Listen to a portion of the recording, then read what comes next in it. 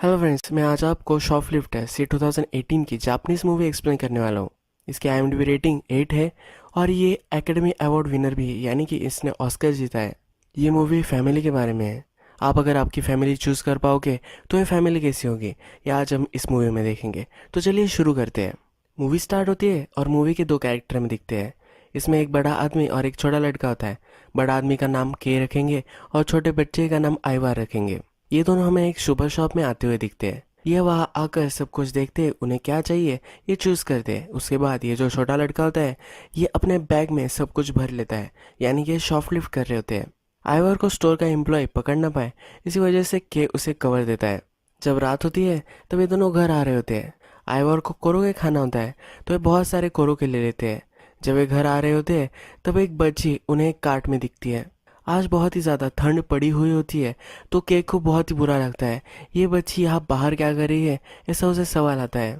ये बच्ची भूखी हो सकती है, इसीलिए वो उसे कोरोके भी देता है। इस छोटी बच्ची को फिर वो घर लेकर आता है। इस छोटी बच्ची का नाम हम सिगी रखेंगे। घर आने के बाद हमें सब फैमिली मेम्बर्स इंट्रोड्यूस होते हैं। इसमें ग्रैंड माँ होती है, केक की जो वाइफ होती है वो भी होती है। इसका नाम हम क्रीम रखेंगे। क्रीम की सिस्टर होती है जिसका नाम हम डेजी रखेंगे। ये जो फैमिली होती है बहुत ही पुअर फैमिली होती है और इनका छोटा सा घर होता है। सिगी का जब एज पूछा जाता है तब वो 5-6 साल की होती है। इस फैमिली में जो ग्रैंड माँ होती है वो सिगी के पास आकर बैठ जाती है। उसमें हाथ पर निशान होते हैं, ये वो देखती है। ये जले हुए उसे बहुत ही मारा है, इसके निशान होते हैं। उसे जब ग्रैंड माँ पूछती है कि ये क्या हुआ तो वो कहती है कि मैं गिर गई थी। वो यहाँ झूठ बोल रही होती है। जब रात हो जाती है तब के और क्रीम सिगी को अपने घर छोड़ने के लिए जा रहे होते हैं। सी के पेरेंट्स होंगे और वो परेशान होंगे, इसलिए वो वहाँ जा रहे होते हैं। जिस स्पॉट पे के को वो मिली थी उस स्पॉट पर वो जब जाते हैं तब उसकी मदर का उन्हें आवाज़ आता है। उनकी मदर एक आदमी से झगड़ रही होती है, अंदर से मारने की आवाज़ भी आ रही होती है। और ये सी कड़ी ये इन्वायरमेंट बहुत ही घटिया है। ऐसी छोटी लड़की को इतना अब्यूजिव इन्वायरमेंट में रहना बहुत ही गलत है, इसलिए के और क्रीम डिसाइड करते हैं कि वो उसे घर लेकर आए। क्रीम इसके खिलाफ होती है पर के का हार्ट बहुत ही सॉफ्ट होता है। के क्रीम को बोलता है कि प्लीज़ इसे सिर्फ एक रात के लिए घर पर रहने दो। जब सुबह होती है तो सिगी ने अपना बेड गीला कर दिया होता है। ग्रैंड माँ इस सब का ख्याल रख लेती है। सुबह होने के बाद हमें के और क्रीम अपने सेपरेट जॉब्स में जाते हुए दिखते हैं। क्रीम एक लॉन्ड्री में काम करती है, कि एक कंस्ट्रक्शन वर्कर होता है। ग्रैंड माँ, आइवर और सिगी सब घर पर ही रहते हैं। इस फैमिली में आइवर स्कूल में नहीं जाता। थोड़ी देर बाद ग्रैंड माँ से मिलने उसके घर एक आदमी आता है। इस आदमी को देखकर वो सब लोगों को छिपा देती है। ग्रैंड माँ को जो ये घर होता है ये बहुत ही इंपॉर्टेंट प्रॉपर्टी होती है। इसमें बिल्डिंग भी बन सकती है, इसलिए उसे कन्विंस करने के लिए आदमी आया हुआ होता है। बिल्डर ने इसे भेजा हुआ होता है और ग्रैंड माँ को वो अपार्टमेंट में शिफ्ट हो जाए, इसी वो उसे सलाह दे रहा होता है। ग्रैंड माँ का जो बेटा होता है वो किसी अलग जगह पर रहता है। उसे कहता है कि तुम वहाँ जाकर रह सकती हो। ग्रैंड माँ को कहीं भी मूव नहीं होना होता। यहाँ में पता चलता है कि ग्रैंड माँ के साथ जो भी सब कुछ ये रह रहे हैं ये लीगली नहीं रह रहे, किसी को भी इनके बारे में पता नहीं है। थोड़ी देर बाद आइवर और सिगी दोनों बाहर निकलते हैं। आइवर उसे एक शॉप में लेकर आता है। वो कल सुपरमार्केट से शैम्पू लाना भूल गया था तो इसलिए आज वो यहाँ शैम्पू लेने के लिए आया है। यहाँ से वो शॉपलिफ्ट कर कर वहाँ से चले जाते हैं। आइवर और सिगी एक वैन में आते हैं और वो खेलने लग जाते हैं। आइवर उससे पूछता है कि तुम्हारे बॉडी पर जो मार्क्स है, मारने के मार्क्स है, ये तुम्हारी मदर ने तुम्हें किया है।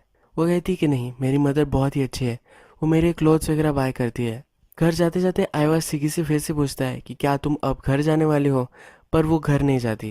वो फिर से आइवर के साथ उसके घर आ जाती है। घर आने के बाद सब फैमिली डिनर कर रही होती है तो वो फिर से क्वेश्चन आता है कि क्या अब वो सिगी को घर वापस लेकर जाए। वो डिस्कस करते हैं कि इसे किडनैप किया है ऐसा लग रहा है।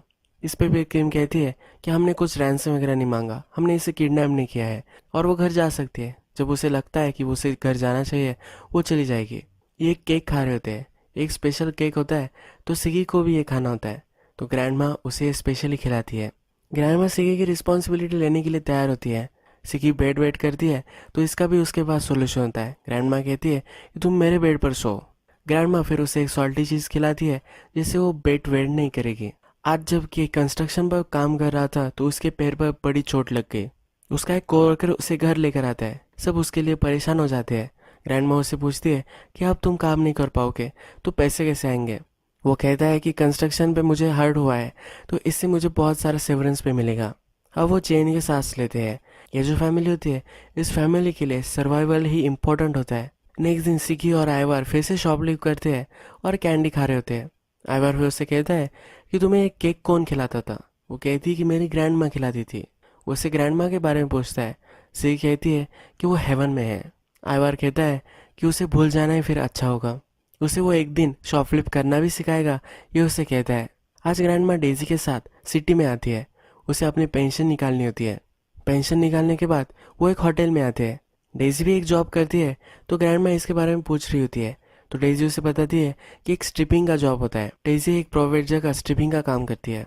डेजी जो काम करती है इसे ग्रैंड माँ को कुछ ज़्यादा फर्क नहीं पड़ता कि अब घर पर ही होता है और क्रीम ये दोनों बात कर रहे होते हैं। क्रीम जहाँ काम करती है वहाँ उसके आवाज कम कर दिए जाते हैं। उसका बॉस इतना ज़्यादा अफोर्ड नहीं कर पाता, तो इसलिए अब वो ज़रा कट कर रहा होता है। के कहता है कि ग्रैंड माँ की पेंशन है, हमें ज़्यादा कुछ वरी करने की ज़रूरत नहीं है। ग्रैंड माँ की 60,000 येन की एक पेंशन होती है। नेक्स्ट सीन में हमें डेजी जहाँ काम करती है वो दिखाया गया है। एक शीशा होता है जिसके दूसरे साइड पे एक आदमी बैठता है और एक साइड पे डेजी होती है। डेजी फिर इन आदमियों के लिए स्ट्रिप करती है। यहाँ इनके पास एक प्राइवेट रूम भी होता है जहाँ वो एक दूसरे से बात कर सकते हैं। इस प्राइवेट रूम में बहुत सारे पैसे मिलते हैं, तो इसलिए हर कस्टमर को ये सजेस्ट करती है। अब नेक्स्ट सीन में हम देखते हैं कि के आइवर और सिकी ये सब एक शॉप में आए हैं। फिशिंग की जो सप्लाईज होती है इस शॉप में बेचे जाते हैं। ये चीज़ें बहुत ही एक्सपेंसिव होती है और उनका जो एग्जिट डोर होता है उस पर भी सेंसर लगे होते हैं। कि फिर वहाँ जो आदमी काम करता है उसको डिस्ट्रैक्ट करता है। आइवर सप्लाईज उठाता है और बाहर निकलने के लिए निकलता है। सिगी जो सेंसर्स का इलेक्ट्रिसिटी होती है वो बंद कर देती है, जिससे आइवर पकड़ा ना जाए। ये वो सक्सेसफुली चोरी कर लेते हैं और इसके बाद आइवर और के हमें डिस्कस करते हुए दिखते हैं। आइवर उसे बोल रहा होता है कि हमें सिगी की कोई भी ज़रूरत नहीं है। सिगी इस फैमिली में न्यू मेंबर है, ये उसे अब अच्छा नहीं लग रहा। आइवर को एक अच्छा सा खिलौना भी के ने दिया था, पर वो सिगी के साथ शेयर नहीं कर रहा। के उसे कहता है कि अब तुम इसे अपनी सिस्टर बुला सकते हो। आइवर कहता है कि मेरी सिस्टर नहीं है। वो चिढ़ कर वहाँ से चला जाता है। सिगी ये सुनकर रोने लग जाती है। ये उसे समझाता है कि ये जो बोल रहा था ये मीन नहीं करता, तुम ज़्यादा वरी मत करो। फिर से मैं रात में सारी फैमिली इकट्ठा दिखाई गई है। यहाँ डेजी ग्रैंड माँ के लैब में सोई हुई होती है। डेजी का दिन उतना अच्छा नहीं गया होता और ये ग्रैंड माँ को समझ में आ जाता है। डेजी को देखकर भी समझ जाती है कि डेजी का डे अच्छा था या बुरा था। सिगी बहुत ही दुखी होती है क्योंकि आइवर उससे खेल नहीं रहा। क्रीम फिर उसे समझाती है कि इसमें तुम्हारी कोई भी गलती नहीं है। के और क्रीम हमें डिस्कस करते हुए दिखते हैं। क्रीम उसे कहती है कि इसका बचपन इतना खराब है, उसकी मदर इतनी अब्यूसिव है, फिर भी ये लोगों का ख्याल करती है। सिगी बहुत ही एक्स्ट्राऑर्डिनरी होने लगती है। आइवर एक बंद पड़े हुए वैन में खेल रहा होता है। फिर के उसके पास आता है।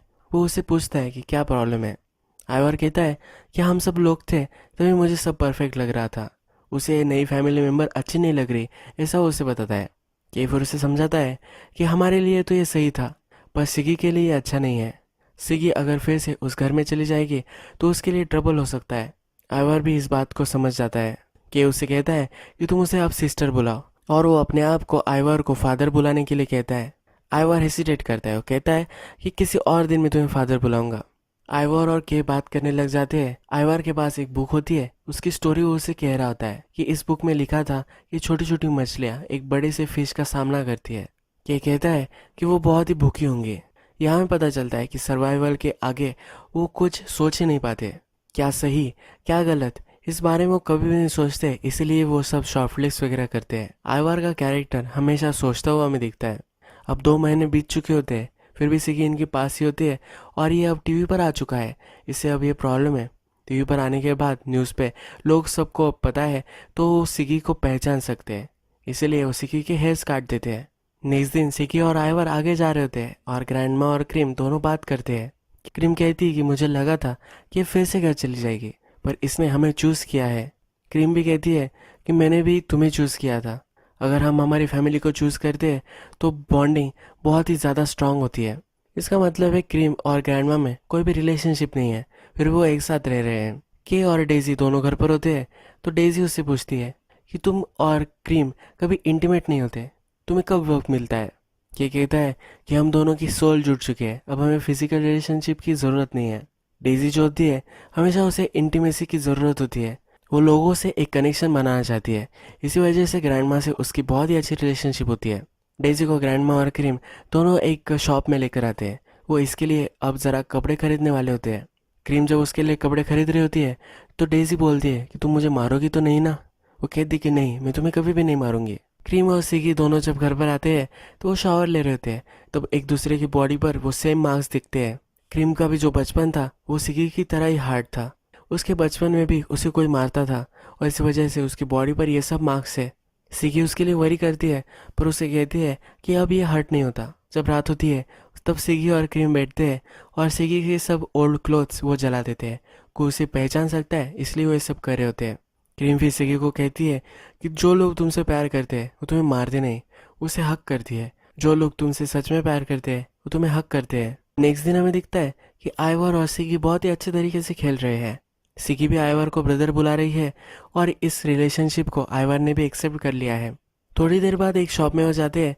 एक कैंडी को शॉप लीक कर रहे होते हैं। वहाँ का जो आदमी होता है उसे समझ में आ जाता है कि आइवर और सिगी क्या कर रहे हैं। वो आइवर को कहता है कि ये सब काम तुम अपनी सिस्टर से मत करवाओ। तो उसे दो कैंडी दे देता है और जाने के लिए बोलता है। इसी दिन क्रीम और उसके जो कोवर्कर होती है, उनका जो बॉस होता है, वो उन दोनों में से एक को आज फायर करने वाला होता है। वो उन्हें ये चॉइस दे देता है। वो कहता है कि तुम ही डिसाइड कर लो कि मुझे किसे फायर करना है। ये दोनों जब बाहर आते हैं तो उसकी फ्रेंड उसे ब्लैकमेल करती है। वो कहती है कि तुम उस लड़की को तुम्हारी घर पर रख रही हो, मैं पुलिस को बता सकती हूँ।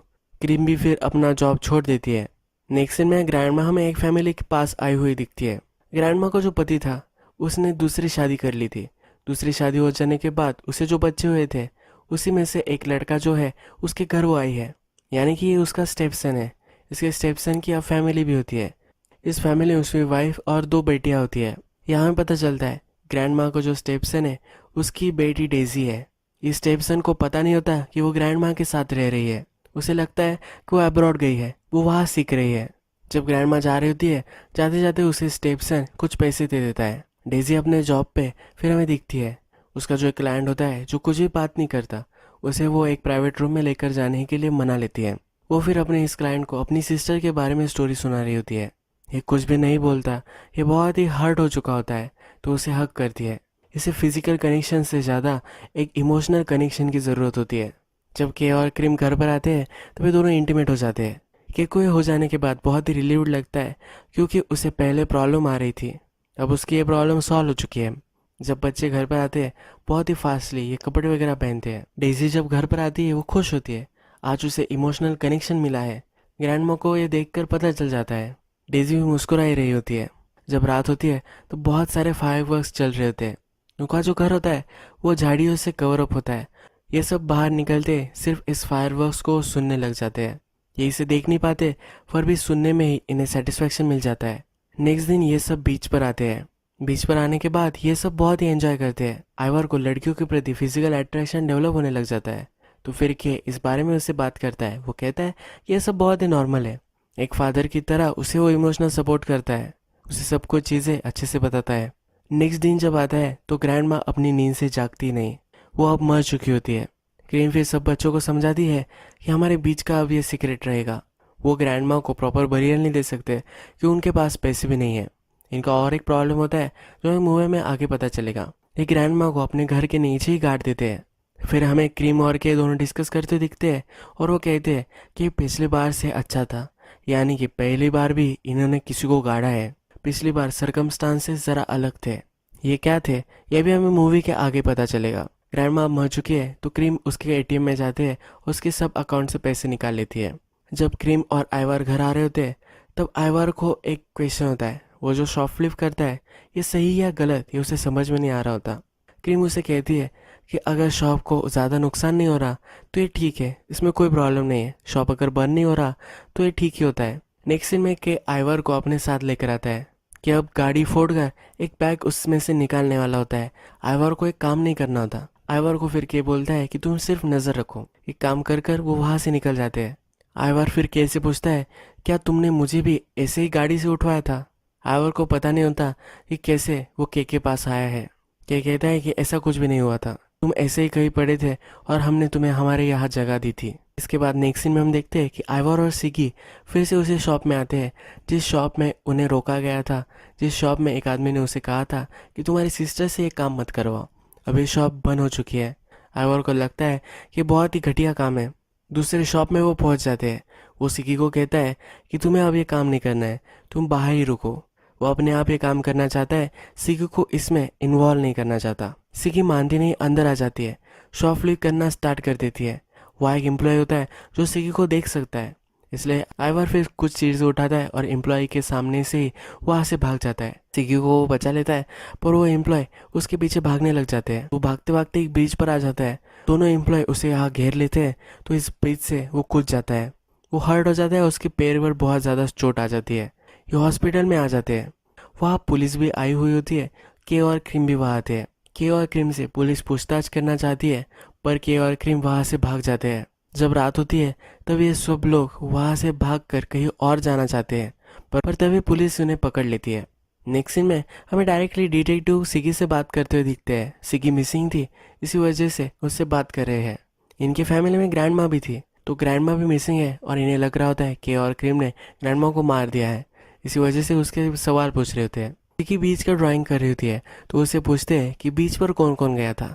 ये सब सच सच बता देती है।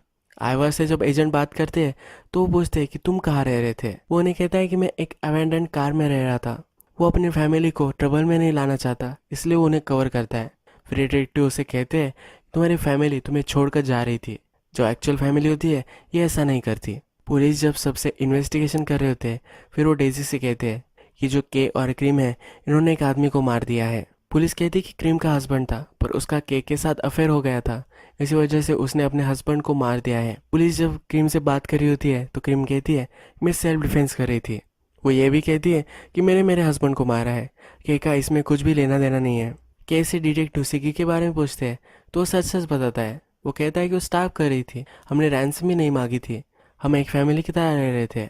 डेजी के पास पुलिस होती है तो उसे ये भी कहती है कि तुम्हारी ग्रैंड माँ तुम्हारे पेरेंट्स से पैसे लेती थी। डेजी ये सुनकर बहुत ही हर्ट हो जाती है। क्रीम ने जो क्राइम किया था उसकी पूरी रिस्पॉन्सिबिलिटी ले ली है, अब वो जेल में चली जाती है। थोड़े दिन गुजर गए हैं और आइवर अब फॉस्टर केयर में रह रहा है। वो स्कूल में जाने लग जाता है, उसे वैसे भी पढ़ना ही होता है, तो इसके लिए बहुत ही सही है। डिटेक्टिव उसे पूछता है कि पहले तुम स्कूल में नहीं जाया करते थे। वो कहता है कि के मुझे कहता था कि जो बच्चे घर पर रहकर नहीं पढ़ सकते वो स्कूल जाते हैं। डिटेक्टिव से बोलता है कुछ चीज़ें तुम घर पर नहीं सीख सकते, जैसे किसी से फ्रेंडशिप बनाना। सिगी अपनी जो मदर है उसके साथ अब रह रही है। सिगी उसके मदर के पास जाती है, पर उसकी मदर उसे हमेशा इग्नोर कर देती है। उसकी मदर उसे मारती है, पर मारने से पहले उसे अपने पास बुलाती है। उसके पास बुलाने के लिए उसे कहती है कि मैं तुम्हारे लिए क्लॉथ्स बाय करूंगी, पर इस बार सिगी उसके पास नहीं जाती। उसे अब हर्ट नहीं होना है, अब वो स्मार्ट हो चुकी है, उसे अब कोई मारे नहीं, इसलिए वो अपने आप का ख्याल रखती है। नेक्स्ट सीन में हमें दिखता है कि क्रीम डिटेक्टिव से बात कर रही है। यहाँ में पता चलता है कि क्रीम 5 है। वो और के अपने लिए बच्चा नहीं पैदा कर सकते, इसलिए उन्होंने आइवर को चोरी कर लिया था। डिटेक्टिव से कहते हैं कि जो भी तुम कर रही थी वो गलत था। तुम जब अपने बच्चे को जन्म देती हो तभी तुम मदर बनती हो, ऐसे तुम कभी भी मदर नहीं बन सकती। तुम्हारे चॉइस की तुम फैमिली नहीं ले सकती। अब हमें दिखता है कि बहुत सारे दिन गुजर चुके हैं। आइवर और के दोनों फिशिंग कर रहे हैं। फिशिंग करते वक्त आइवर के को फिशिंग टूल्स के बारे में जानकारी देता है। ये जानकारी उसे स्कूल में मिली है। के भी उसके लिए प्राउड महसूस करता है। फिर ये दोनों क्रीम से जेल में मिलने के लिए आती है। क्रीम फिर आइवर को अपने रियल पेरेंट्स के नाम बता देती है। वो कहती है कि अगर तुम चाहते हो तुम अपने पेरेंट्स के साथ रह सकती हो। वो के को कहती है कि यही सही चीज़ थी, यही हमें बहुत ही पहले कर देना चाहिए था। रात में आइवर और के डिनर करते हैं। एक फादर और सन की तरह ही इनकी कन्वर्सेशन होती है। जब रात हो जाती है तो स्नो पड़कर बहुत सारा स्नो रास्ते पर होता है। ये दोनों फिर नीचे आ जाते हैं। वो स्नो से स्टैचूज वगैरह बनाते हैं। के आइवर को कहता है क्रीम ने तुम्हें जो भी कुछ बताया है वो सब कुछ सही है। आइवर अगले दिन फिर से अपने फॉस्टर केयर में जाने वाला होता है। उसे अलाउड नहीं होता कि वो के साथ रुके। के उसे कहता है कि तुम इन्हें बताना कि मैंने तुम्हें रोकने के लिए बोला था। आइवर जाते जाते कहकर जाता है कि मैं जानबूझकर पकड़ा गया था। आइवर अब गाड़ी में बैठ चुका होता है और के को उससे बात करनी होती है। के उसके पीछे भागता है, पर आइवर उसकी तरफ नहीं देखता। आइवर अब गाड़ी में उसे पापा बुलाता है। अब उसे एज अ फादर उसने एक्सेप्ट कर लिया है। लास्ट सीन में हमें दिखता है किसी की बैल्कनी में है। अपने आप ही वो खेल रही है और बैल्कनी से वो देख रही है। अपने फ्यूचर के लिए वो होपफुल है। अब मैं आपको सब कैरेक्टर्स के लिए एंडिंग क्या थी वो एक्सप्लेन करूंगा। सबसे पहले हम सिगी के साथ स्टार्ट करते हैं। सिगी की मदर अब्यूजिव थी, पर उसे फैमिली मिल चुकी थी। इस फैमिली मिलने के बाद उसे शॉपलिफ्ट करना पता चल गया। लास्ट सीन में हमने देखा था कि आइवर उससे कहता है कि तुम बाहर ही रुको, पर वो अंदर आ जाती है। अब वो अपने सिचुएशन का कंट्रोल लेती है, उसे क्या करना है ये वो डिसाइड करती है। पहले वो विक्टिम बन चुकी थी, पर इस बार वो अपनी ये नहीं कर रही। उसकी मदर जब उसे पास बुलाती है, अब उसे पता चल चुका है अगर वो उसके मदर के पास गई तो उसे मारने वाली है, पर वो ये नहीं करती। वो स्मार्ट बन चुकी है, सर्वाइवल टेक्निक्स उसके पास आ चुकी है, अपने फ्यूचर को लेकर भी वो होपफुल है। अगर हम आइवर और के की बात करें तो जाते जाते वो उसे बोल कर गया कि मैं खुद से पकड़ा गया था, उसे फैमिली के साथ अब नहीं रहना था। पर यह सब झूठ होता है। जैसा हमने देखा था कि सिचुएशन ही ऐसी थी कि उसे पकड़ा जाना ही पड़ा। ऐसा उसने के को जानबूझकर कहा था। के को अपना फादर मान चुका है और के तो उसे अपना बेटा मानता ही है। इन दोनों का एक दूसरे के साथ रहना इम्पॉसिबल है, और अगर ये डिसाइड भी करे तो ये प्रैक्टिकल नहीं है। उसे स्कूल जाना है, पर वो अगर के साथ रहता है तो ये कर नहीं पाएगा। अपने फैमिली के लिए हमें हार्ड डिसीजन लेने पड़ते हैं, तो यही आइवर के लिए कर रहा है। के भी अब हर्ट हो चुका है, पर वो भी अब समझ लेगा कि आइवर के लिए यही सही था। यही हार्ड चॉइस क्रीम ने भी की थी। क्रीम इन सब बच्चों की मदर बनना चाहती थी, पर यह सही नहीं था। आप किसी भी फैमिली को बनने के लिए फोर्स नहीं कर सकते। जो गलत है वो गलत है, इसीलिए वो सही चीज़ कर देती है।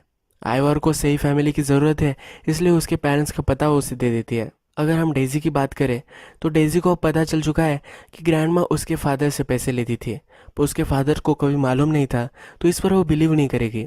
ये जो फैमिली थी ये डेजी से कभी भी उसके जॉब से पैसे नहीं लेती थी। इनकी यही डील थी। ये जब सब एक साथ रहने के लिए आए थे तब इन्होंने डील की थी कि वो डेजी से पैसे नहीं लेंगे। डेजी एक इमोशनल कैरेक्टर है, उसे इमोशनल अटैचमेंट बहुत ही ज़रूरी लगती है। अब वो फिर से अपने फैमिली के पास नहीं जाएगी। उसे अपने काम किया एक आदमी मिला था जो उसकी इमोशनल स्टेट शेयर करता है, उसके साथ ऐसी ही बॉन्डिंग अब वो फ्यूचर में ढूंढेगी। ये सब लोग एज अ फैमिली एक चॉइस से रह रहे थे। इन्हें बहुत सारे फाइनेंशियल प्रॉब्लम थी, पर सर्वाइवल इनके लिए एक सोल पर्पस था, इसलिए ये सब वो कर रहे थे। आइवर और के की इन दोनों की रिलेशनशिप बहुत ही ब्यूटीफुल थी। के उसे जो भी शॉर्ट फ्लिप करने के लिए सिखाता था ये गलत था, पर के बोलता है कि मुझे यही आता है। जैसे फादर अपने सन को जो भी स्किल्स उन्हें आती है वो सिखाता है, इसी तरह से वो फादरहुड करता है। इसी तरह से के अपने सन को यानी कि आइवर को यह सब सिखा रहा था। जो भी चीज़ें उसे आती थी वो सब उसे सिखा रहा था। शॉर्ट फ्लिप, उसे कुछ मैजिक ट्रिक्स भी आती थी, वो भी वो आइवर को सिखाता था। ये एक डिसफंक्शनल फैमिली थी, पर ये फैमिली तो थी। ये जिस तरह से रह रहे थे ये सही नहीं था, और इन सब को ये पता था कभी ना कभी ये सब होने ही वाला था, और इनका फ्यूचर अनसर्टन था कि अगर इनके साथ रुकता तो वो कभी स्कूल में नहीं जा पाता। सिकी की भी परवरिश सही से नहीं हो पाती। ग्रैंडमा की भी एज हो चुकी थी, तो कभी ना कभी वो मरने वाली थी। डेजी के पास इमोशनल सपोर्ट नहीं था, वो ग्रैंडमा उसे देती थी, पर ग्रैंडमा जाने के बाद उसके पास क्या रहेगा। इसके बाद वो एक अलग इमोशनल सपोर्ट ढूंढेगी और इस फैमिली से चली जाएगी।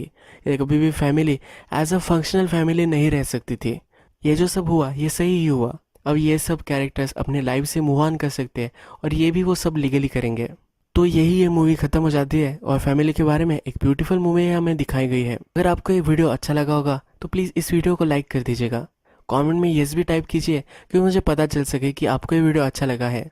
मैं ऐसी बहुत सारी मूवीज़ लेकर आता रहता हूँ, तो इसलिए आप सब्सक्राइब कर दीजिएगा। बेल नोटिफिकेशन आइकॉन भी दबा दीजिए, यानी कि आपको सब मूवीज़ आती रहे। हम फिर से मिलेंगे एक नई मूवी के साथ। तब तक आप आपका और अपनी फैमिली का ख्याल रखिए।